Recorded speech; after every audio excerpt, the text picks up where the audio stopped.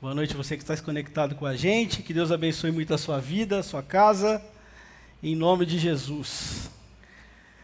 Gente, quantos estão com expectativa para o que Deus vai fazer aqui nessa noite? Diga amém. Amém. Eu estou com muita expectativa, muito feliz com tudo que Deus está fazendo na minha vida, na igreja. Isso é muito bom, né? Tempo de cumprimento profético. Eu tenho um aviso para dar para as mulheres. Cadê a mulherada daqui? Ih, tá fraco. Cadê a mulherada daqui? Aê! Sexta-feira tem um evento para vocês, mulheres. Às 20 horas aqui no templo, toda mulher vem para cá, traga uma amiga. Eu tenho certeza que Deus vai falar muito ao seu coração e você vai sair daqui abençoado em nome de Jesus. Amém? Sexta às 20. Amém? Gente, vamos lá. Abra sua Bíblia no Evangelho de Mateus. Obrigado. Evangelho de Mateus, capítulo 14.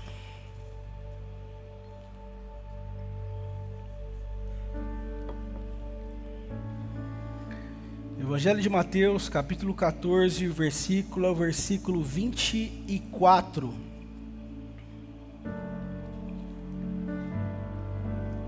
Quem achou, diga amém.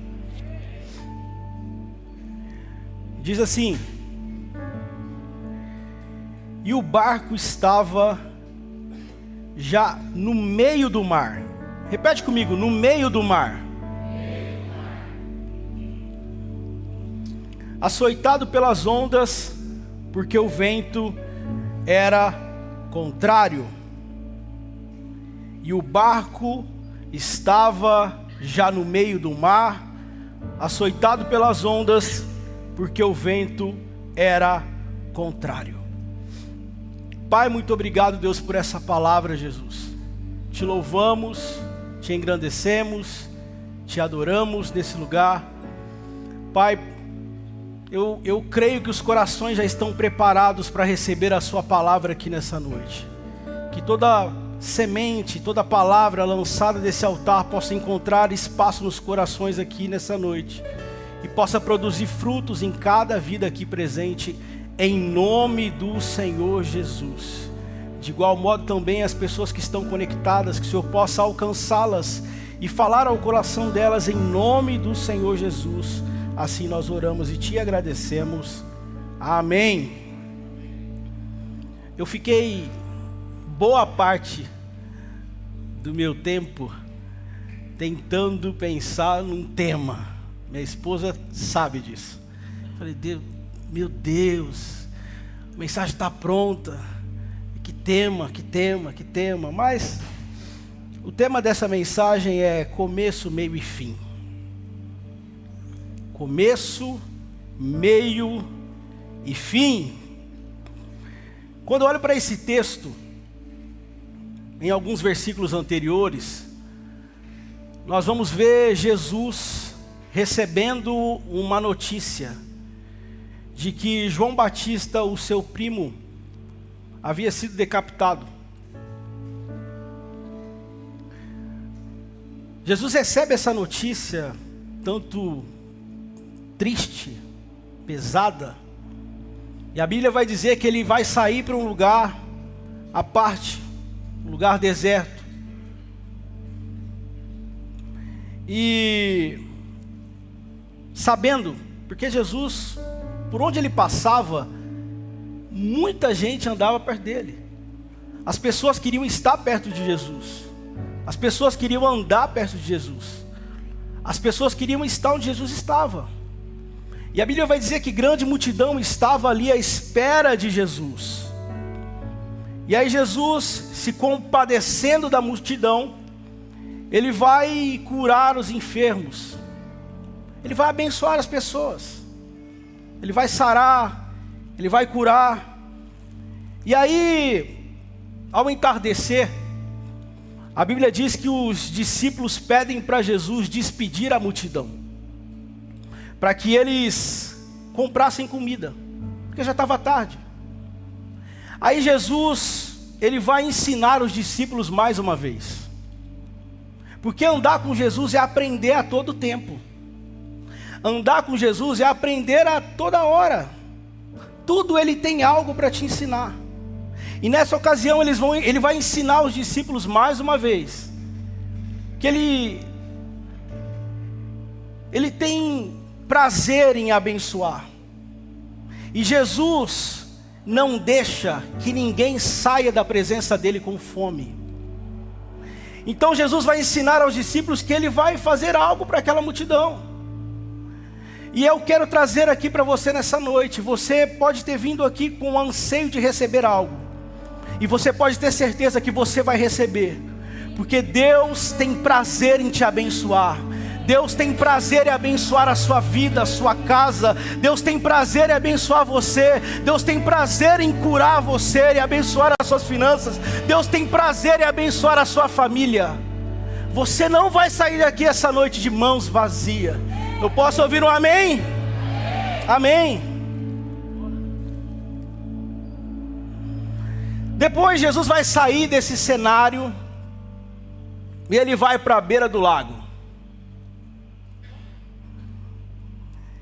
E Jesus vai fazer o que ali? Ele vai colocar os discípulos à prova. Versículo 22 fala isso, do capítulo 14. E logo ordenou Jesus que os seus discípulos entrassem no barco e fossem adiante para o outro lado, enquanto despedia a multidão.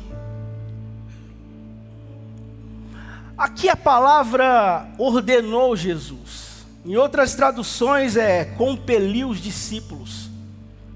Jesus não estava pedindo para eles. Jesus não estava fazendo um pedido para eles: olha, se vocês quiserem, entrem nesse barco e passem para o outro lado da margem. Olha, se vocês sentirem no coração, vocês entram nesse barco e passem para o outro lado. Não, Jesus não estava fazendo isso. Jesus estava falando assim: olha, eu estou ordenando, eu estou mandando, eu estou obrigando mesmo, vocês entram nesse barco. Vocês são meus discípulos? São. Então entram nesse barco e passam para o outro lado. Não era um pedido, era uma ordem. Jesus compeliu, ordenou, mandou, obrigou os discípulos a entrarem no barco e passarem para o outro lado. Só que eu me coloco no lugar dos discípulos agora nesse momento e eu imagino que passa um filme na cabeça deles. Qual filme, pastor? A tempestade que eles vivenciaram em Mateus capítulo 8, versículo 23. Vamos ler lá. Mateus 8, versículo 23. Que diz assim: entrando ele no barco, os seus discípulos seguiam. Eis que no mar se levantou uma tempestade tão grande que o barco era coberto pelas ondas. Ele, porém, estava dormindo. Eu imagino que essa cena passou na cabeça deles, pastor Sérgio.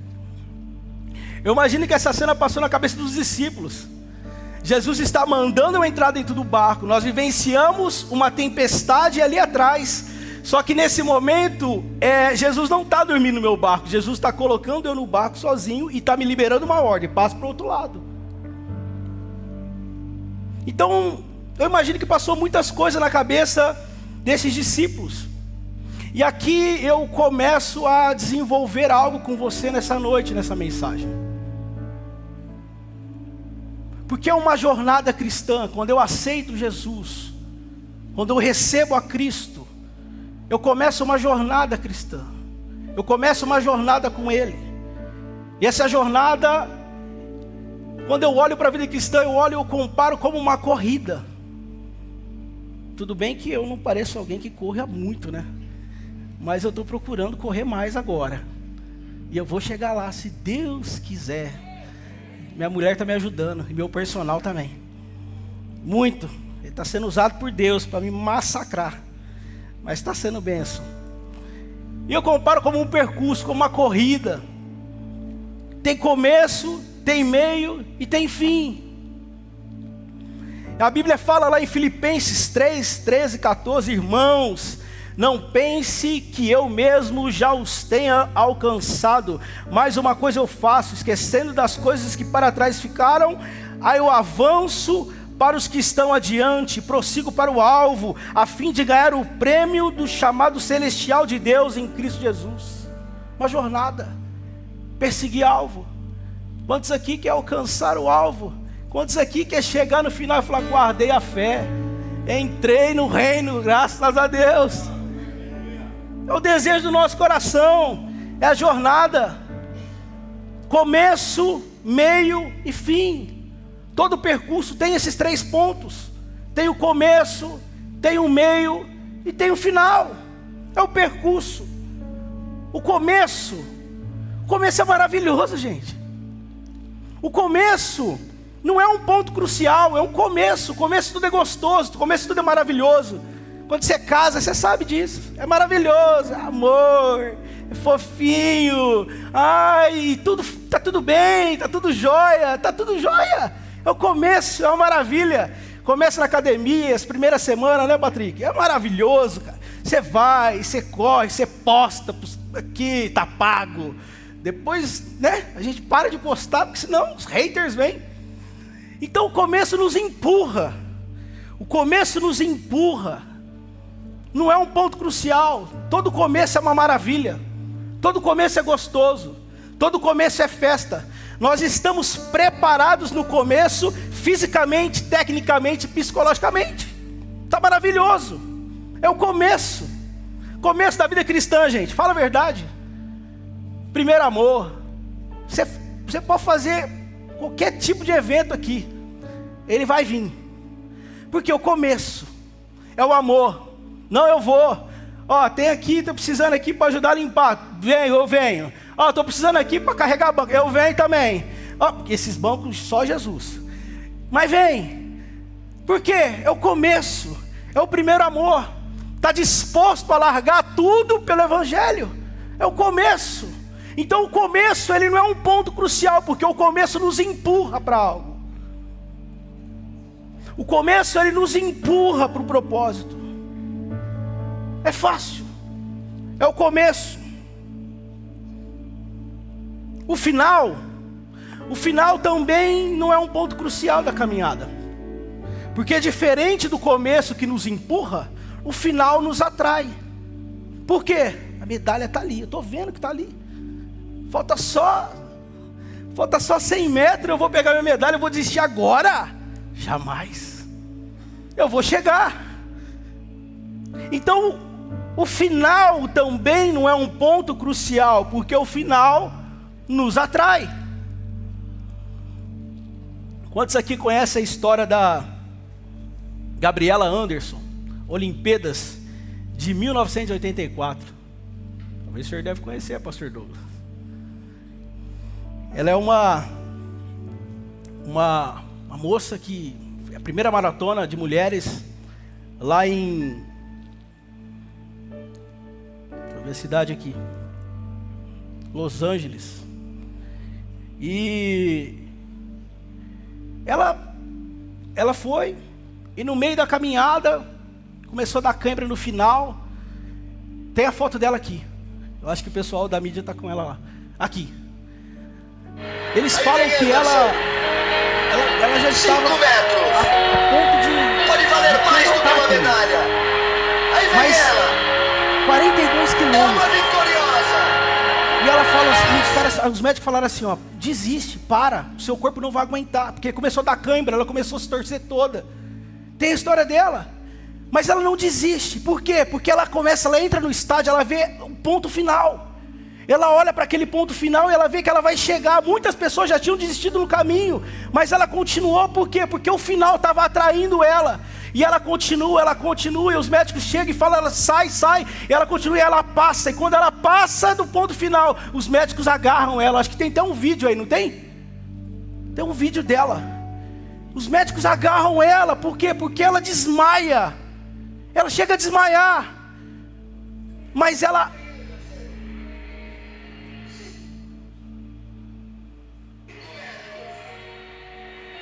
Olha isso.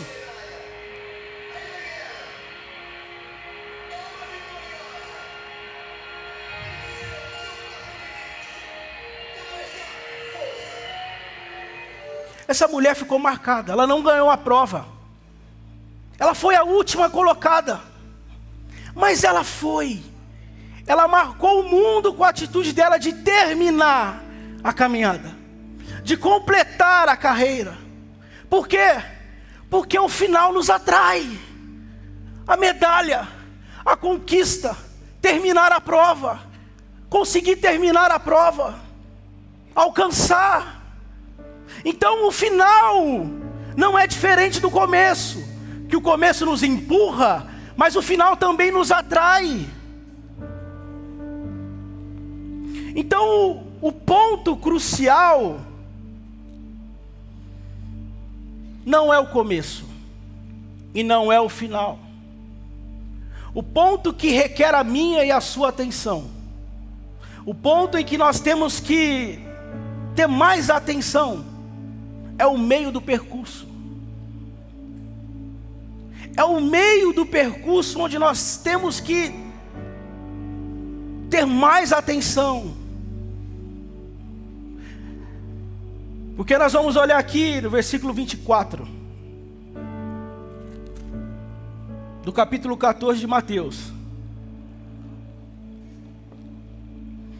que disse assim: e o barco já estava no meio do mar. E o barco já estava no meio do mar, açoitado pelas ondas, porque o vento era contrário. É o meio do percurso. É no meio do percurso onde as pessoas mais desistem. É no meio do curso que você começa muito feliz, mas no meio você desiste, você para. Algumas coisas acontecem, os imprevistos vêm, a gente para. É no meio do percurso que eu tenho que ter mais atenção. Mas é no meio do percurso em que Deus vai forjar o nosso caráter. É no meio do percurso que as pancadas das ondas vêm contra a nossa vida, e ali vai revelar os meus alicerces em Jesus. São as pancadas, as ondas que a vida traz para mim e para você. É no meio do percurso. É no meio do percurso que nós tentamos desistir, que nós tentamos parar. Eu me lembro de uma ocasião com o meu pai, que Deus falou com ele, mas ele agregou a gente no chamado que Deus falou para ele. E a gente foi de bicudo. E Deus falou para ele assim: olha, eu quero que você dê 7 voltas na cidade, uma vez por mês. Você sabe disso, né? Você é do tempo. 42 quilômetros. Eu me lembro que no primeiro dia, que o começo nos empurra, meu pai falou para minha mãe, de manhã: ó, estamos saindo agora, 6 da manhã, deixa o almoço pronto que a gente chega para almoçar. Irmão, nós chegou 8 horas da noite. Eu saí às 6, meu pai achando que ia chegar meio-dia. E no começo, eu procurei a foto, pai, mas não achei. Procurei e não achei, porque era uma cara de alegria. Começamos num grupo de 10. Acho que terminou em 4, no máximo. Ficou tudo no meio. E eu me lembro que chegou um tempo, meu pai fez o percurso primeira vez, nós chegamos arrastado, porque nós já começamos errado. Começamos às 6 da manhã, então pegamos todo o sol da tarde. E depois a gente mudou a estratégia, a gente começou a fazer à noite e passava a madrugada andando em volta da cidade. Mas eu me lembro que teve uma vez que meu pai falou assim: ainda bem que Deus perdoa, né? Ainda bem que Deus é um pai e Ele vai levar em consideração que não dá para dar 7 voltas aqui. E aí as pessoas que estavam do lado dele falaram assim: não, pastor, nós vamos até o final. Agora você arrumou os caras, que é bom. E graças a Deus cumprimos e a gente está aqui vivendo o milagre de Deus, por conta daquele ato profético. Mas o meio é difícil. O meio do percurso é complicado. É onde a gente às vezes vai desistir, vai parar. É no meio do percurso que as coisas vão acontecer. É no meio do percurso que as notícias às vezes ruins vêm para você. É no meio do percurso que aquele diagnóstico que você não esperava chega para você. É no meio do percurso que aquela porta fecha. É no meio do percurso que talvez aquele filho seu volta para as drogas. É no meio do percurso que você achava que estava tudo certo, seu marido ia vir, ele não vem. É no meio do percurso que você acha que vai e não vai. É no meio do percurso que as pancadas e as ondas vêm para mim e para você. Mas também é no meio do percurso que a gente vive as maiores experiências com Deus. É no meio do percurso em que Jesus vem andando por sobre as águas e Ele fala: vem viver o sobrenatural de Deus. É no meio do percurso que as coisas vêm contra nós, mas também é no meio do percurso que o milagre vem para mim e para você. E Deus está dizendo para você: essa noite eu trouxe algo novo para a sua vida. Você está vivendo algo que está matando a sua vida, que está trazendo desconforto para você, mas eu sou um Deus que veio para trazer o sobrenatural para você. E se você crê nisso, levante a sua mão e dê um glória a Deus. Aleluia! É no meio do percurso. É no meio do percurso que Ele vem. Aleluia! Aleluia, feche seus olhos, Deus está aqui. Não se atemorize com as pancadas das ondas que o mundo traz à sua vida. Não se atemorize às ondas que se levantam contra você. Não se atemorize pelas notícias que chegam a você. Não se atemorize, você tem um Deus que é fiel a você. Você tem um Deus que cuida e guarda da sua vida. Não se atemorize, diz o Senhor. Eu sou Deus de justiça e eu sou Deus que te guarda, diz o Senhor. Eu sou Deus que abate, mas eu sou Deus que levanta, diz o Senhor. Eu sou o leão da tribo de Judá, que morreu, mas ao terceiro dia Ele ressuscitou. Aleluia! Aleluia! Aleluia! Pelo menos duas coisas, pelo menos duas, tem mais, mas pelo menos duas coisas são necessárias para você superar as tempestades no meio do percurso. Pelo menos duas. Versículo 26 do capítulo 14. E os discípulos, vendo-o andando sobre o mar, assustaram-se, dizendo: é um fantasma, e gritaram com medo. Primeira coisa que você precisa aprender: não deixe que o inimigo ofusque a sua visão. Não deixe que o inimigo ofusque a sua visão. Eles viram e imaginaram um fantasma, ou visão ofuscada. Era Jesus. E eu coloquei esse ponto agora, no final da tarde, eu estava orando, e algo veio no meu coração dizendo que o sobrenatural assusta às vezes. Sobrenatural às vezes assusta. Porque eles nunca imaginavam que Jesus viria andando por sobre as águas. Nunca. Talvez eles imaginavam que Jesus era possível fazer muitas coisas, mas andar por sobre as águas não. Vir por sobre as águas não. Então o que Deus ministrou ao meu coração para transbordar para você aqui nessa noite: não se assuste com o que Deus vai fazer. É sobrenatural o que Deus vai fazer na sua vida. Esse é um ano de realização. E você não se assuste, porque Deus vai vir com o seu sobrenatural sobre a sua vida. Não se assuste. Não se assuste. Você não vai afundar nessas ondas. O seu barco não vai sucumbir. Ah, pastor, como que você tem certeza disso? A Bíblia nos prova isso. Por quê? Porque Jesus disse no versículo 22: e ordenou Jesus que os discípulos entrassem no barco. Você acha que Jesus vai te colocar num barco furado?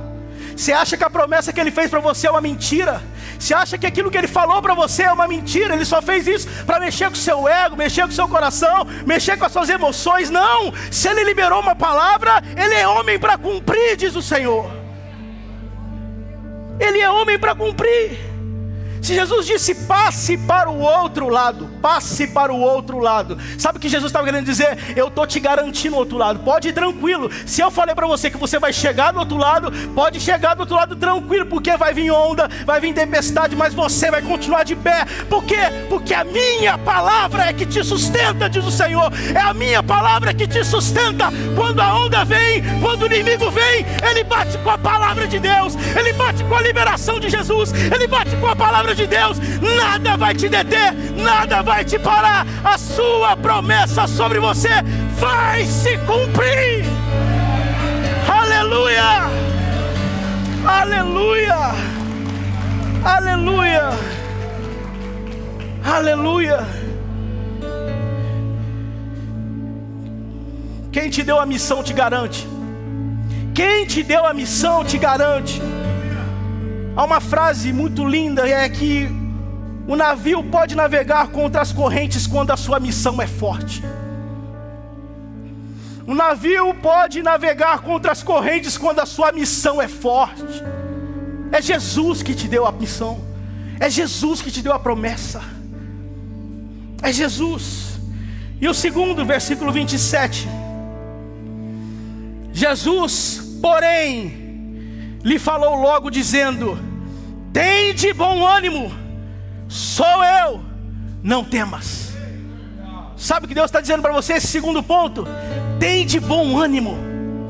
Tende bom ânimo. Ah, pastor, mas está difícil. Tende bom ânimo. Sabe o que significa ânimo? Ânimo significa coragem. Coragem.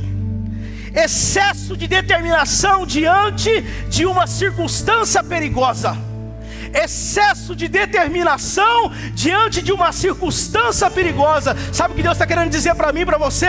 As dificuldades vão vir, mas Ele está dizendo, tende bom ânimo, tenha coragem, levante a cabeça, levante a cabeça, levante esse alto astral, dá um salto da sua cama, alegra-te porque é Ele que te sustenta, alegra-te que é porque é Ele que te ajuda, alegra-te, diz o Senhor, tende bom ânimo e não temas, não temas.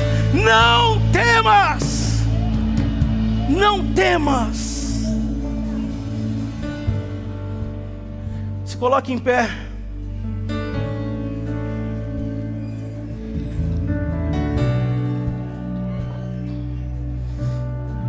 Entenda uma coisa, tudo é um processo.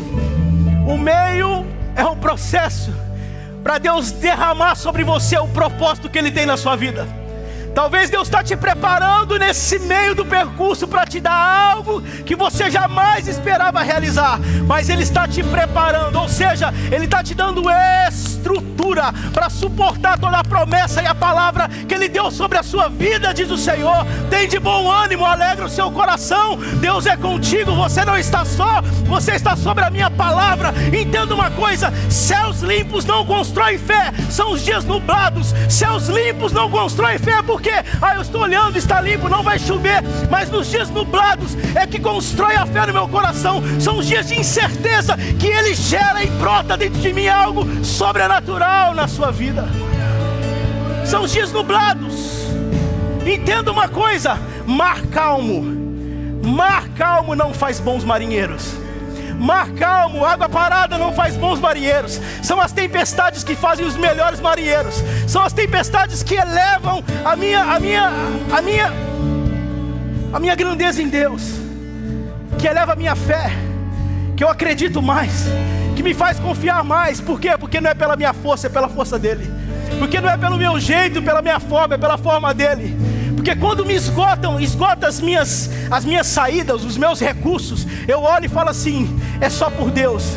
E na sua vida esse ano vai ser por Deus. A realização que Ele vai trazer sobre você, você vai olhar e falar assim, não foi pela força do meu braço, porque eu não conseguiria, mas o Senhor foi fiel e trouxe o melhor para mim. Se você crê nisso, levante a sua mão. Pai, nós te adoramos nessa noite, Jesus. Eu não sei qual é o processo que os seus filhos estão passando. Eu não sei se eles estão no começo ou no meio da caminhada.